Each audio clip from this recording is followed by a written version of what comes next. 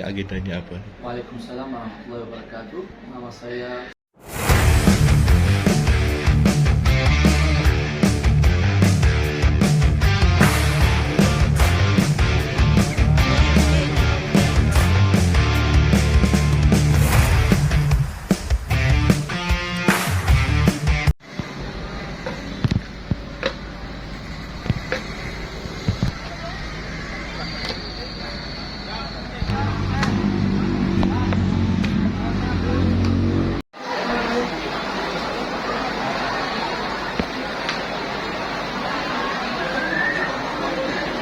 Arahnya. Ya.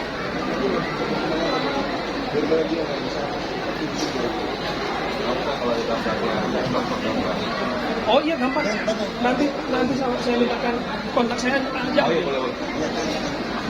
Kontak saya. Oh ya udah. Ya sebelumnya assalamualaikum warahmatullahi wabarakatuh. Boleh tahu untuk acara hari ini agendanya apa? Waalaikumsalam warahmatullahi wabarakatuh. Nama saya Ustadz Hilmi Almas. Saya selaku Ketua Pondok Pesantren Sulaimaniyah DKI Jakarta. Dan saya sebagai Ketua Penasihat di Sulaimaniyah Indonesia. Bapak Susilo bersama saya. Hari ini kita sudah ada wisuda yang anak-anak kita sebanyak 87 orang yang sudah menjadi hafizul Quran dan akan berangkat ke Turki untuk melanjutkan pendidikan agamanya di sana. Jadi hari ini adalah wisuda yang ke-13. Jadi sudah 13 tahun kita alhamdulillah sudah memberangkatkan anak-anak ke Turki. Sekarang yang di Turki ada kurang lebih 2000 anak kita yang belajar di sana.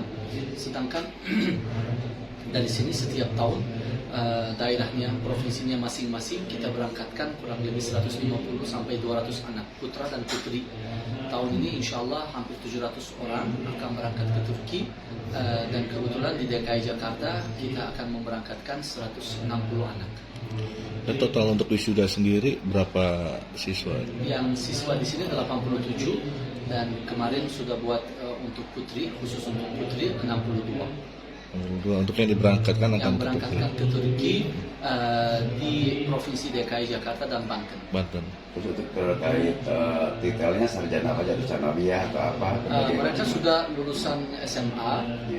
Kita sudah ada sistem muadalah di Pondok Pesantren Sulaimaniyah. Jadi mereka sudah hafizul Quran sekali juga sudah tamat SMA dan mereka akan berangkat ke Turki untuk melanjutkan pendidikan di sana di madrasah Yayasan Tahfiz Sulaimaniyah di sana juga. Di Turki kita sudah ada alhamdulillah kurang lebih 6.000 cabang yang ada di sana. Jadi mereka akan ditempatkan salah satu cabang yang ada di sana. Di seluruh Turki kita ada cabang-cabang. Jadi mereka akan belajar selama 3 tahun di sana dan akan kembali ke sini sebagai pendai yang akan menyebarluaskan agama Islam di sini insyaallah. Jadi untuk total untuk cabang di Indonesia ini sendiri ada berapa cabang? Yang di Indonesia ada lebih dari 80 cabang di seluruh Indonesia dan lebih dari 6.000 anak yang belajar di sini. Dan di DKI Banten sekarang sudah ada 20 cabang. Ada di Jawa Timur, Jawa Tengah, Sumatera, Sulawesi, Lombok, Bali, di sana juga ada. Alhamdulillah, tapi kebanyakan di Jawa. Tapi ada rencana untuk membangun misalkan selain dari Indonesia atau Turki sendiri untuk cabang-cabang itu sendiri dari ya di seluruh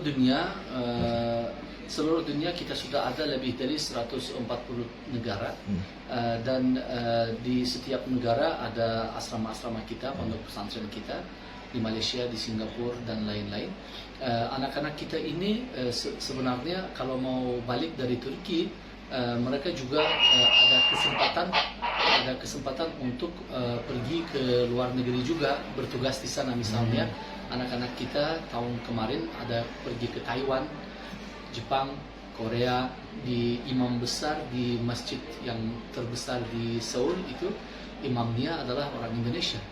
Jadi anak kita terus ada di Malaysia, ada di Singapura, di Thailand, di Filipina, di Turki, di Mesir, Sudan, dan tahun ini insya Allah mungkin kalau ada kesempatan akan pergi ke Amerika Serikat dan Kanada juga. Tahun kemarin ada di Ukraina, tapi karena ada konflik di sana, mereka terpaksa balik ke sini. Lantas untuk pengajar sendiri yang di Turki ada berapa negara? Hanya Indonesia atau dari berbagai macam dari Asia Iya. atau bagaimana Pak? Pengajarnya. Pengajarnya. Mengajar, ya pengajarnya di Turki ada orang Turki, ada orang luar juga. Kebanyakan anak-anak kita pergi ke sana biasanya ustadz-ustadznya juga orang Indonesia, tapi bahasanya bahasa Turki agar memperlancar bahasanya. Jadi pas kembali ke sini mereka sudah ada 3 bahasa Turki, bahasa Arab, dan bahasa Indonesia.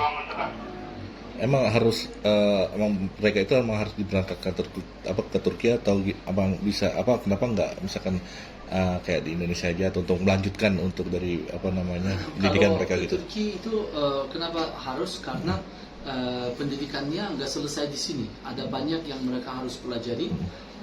Ada tingkat tahfiznya di sini, tapi buku kuning yang yang ilmu-ilmu yang berkenaan dengan Al-Quran secara lebih dalam mereka belajar di sana, karena dari seluruh dunia ada orang-orang, ada anak-anak. Jadi mereka bukan saja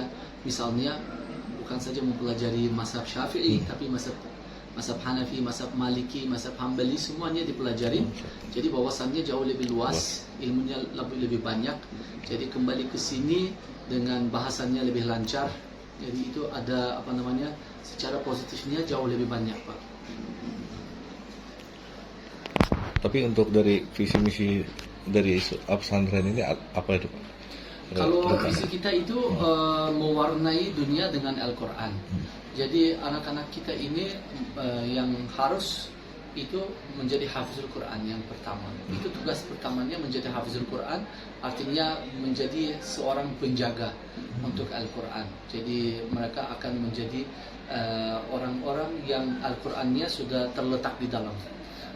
Itu jaminan sebenarnya. Itu yang pertama. Yang kedua, tugas yang kedua adalah menjadi pembantu Allah Subhanahu wa taala. Artinya sudah bisa menyebarluaskan agama di mana-mana. Dan yang ketiga, tugas yang ketiga membantu kepada orang-orang untuk cari jalan yang benar. Jadi di Indonesia juga mereka sangat diperlukan. Di luar negeri juga ada misinya yang sangat banyak. Sebenarnya anak-anak yang balik dari Turki itu setiap tahun kurang lebih 200 anak balik ke sini, tapi gak cukup karena banyak orang yang mau buka pesantren. Misalkan saja Pak Haji sudah dibuka hampir 8 cabang di Indonesia, tapi belum cukup karena setiap tahun keberminatan untuk masuk ke Sulaimania itu sangat banyak, sedangkan tempatnya dan stafnya itu kita rasa sangat kekurangan. Jadi kekurangan tempat, kekurangan staf. Akhirnya ada 6.000 orang yang sudah buat pendaftaran atau permohonan, kita terima cuman misalnya 1.000. Jadi 5.000 orang gak bisa masuk. Bukan mereka itu tidak layak, mereka juga sangat bagus dari segi kecerdasan, kerajinan, tapi mereka itu tidak ada tempat untuk masuk begitu. Untuk langkah ke depan bagaimana supaya lebih dari Islamia Indonesia lebih sukses dan lebih berjalan lancar itu ya, kalau masalahnya kita ini sangat perlu untuk membuka lebih banyak lagi agar keberminatan orang-orang itu tidak menurun, karena orang Indonesia itu sangat suka dengan menjadi hafizul Quran ataupun mengarahkan anaknya menjadi hafizul Quran. Ini sesuatu yang susah sekali ketemu di tempat-tempat yang lain, di negara-negara yang lain. Jadi kebanyakan orang-orang itu mengarahkan anaknya untuk menjadi orang ilmuwan ataupun orang yang kaya raya dan lain sebagainya. Tapi di sini kita lihat banyak keluarga sangat-sangat mau anaknya untuk menjadi hafizul Quran. Paling tidak satu anaknya. Jadi kita mengambil tugas untuk memberikan lebih banyak kesempatan kepada orang-orang. Jadi saya rasa kalau dengan kecepatan begini, mungkin beberapa tahun lagi insya Allah ada jauh lebih banyak tempat-tempatnya. Misalkan 5 tahun yang lalu semua anak yang berangkat dari Indonesia ke Turki itu tidak melebihi 200 orang. Sekarang cuman satu daerah, satu provinsi aja sudah 200 orang. 200. Ya, jadi artinya makin hari makin banyak orang, makin nambah. Jadi kita harus bersiap-siap untuk beberapa tahun ke depan agar bisa memberikan kesempatan kepada orang-orang yang berminat belajar. Tapi untuk ini berapa persen untuk mereka yang dari total semuanya dari wisuda ini yang mereka berangkatkan ke Turki? 100% semuanya. 100. Anak-anak ini tidak ada satupun yang tertinggal. Jadi pas waktu masuk mereka itu dipilih dengan sangat baik, dididik dengan sangat teliti, sangat dalam. Akhirnya mereka tidak ada yang ragu untuk berangkat. Kadang-kadang ada masalah keluarga, masalah penyakit dan lain sebagainya, tapi cuma 1-2% saja. Nah untuk Pak Haji sendiri kenapa jadi jadi Dewan Penasihat? Pak Haji sebenarnya harus bicara lebih banyak lagi. Ya, kita berupaya dengan mulai tahun 2005 sampai sekarang. Saya sudah membangun sekian banyak, tapi belum banyak. Jadi harus menambah karena kebutuhan santri-santri yang mau mendaftar itu sangat luar biasa. Sudah hampir 6.000 yang diterima cuma 1.000. Kan yang 5.000-nya kemana? Insya Allah nanti kedepannya kita akan membangun lebih banyak. Ya, ada gak sih Pak Haji, ini kan misalkan ya untuk bagi orang-orang yang kalangan yang tidak mampu untuk pengen masuk ke pesantren itu gimana? Kita terima. Oh, gitu. Itu ada subsidi silang dari kita. Siap. Bahwa yang tidak mampu, anak yatim, kita bantu.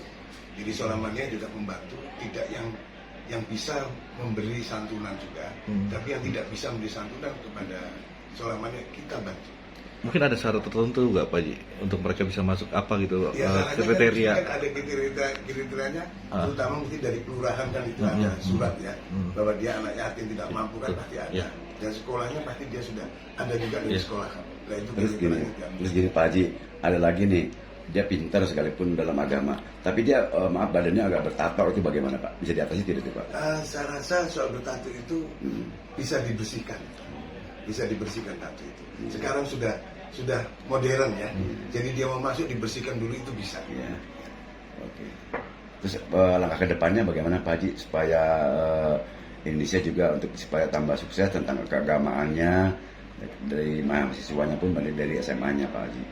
Ya, kalau saya rasa sekarang tidak seperti dulu lagi ya. Sekarang ini sudah makin maju. Semua kepingin sekarang belajar tahfiz Quran. Dan anak-anak itu semangatnya sangat luar biasa. Bayangkan aja sekarang mendaftar 6.000, besok tahun depan bisa 10.000. Saya sudah keliling di Eropa, sudah keliling di Belanda, semua sudah saya lihat Solamannya. Sampai gereja pun kita ambil, kita bikin Solamannya, kita beli, itu sudah saya lihat semua. Australia juga begitu semua. Nah ini makanya di Indonesia insya Allah ini sekian tahun aja, mulai dari tahun 2005 sampai sekarang ini sudah berapa pesantren? Sudah 84 kita. Sangat cepat sekali. Mudah-mudahan ini ke depan lebih tambah lagi. Oke. Terima kasih Pak Haji. Oke, siap. Terima kasih ya.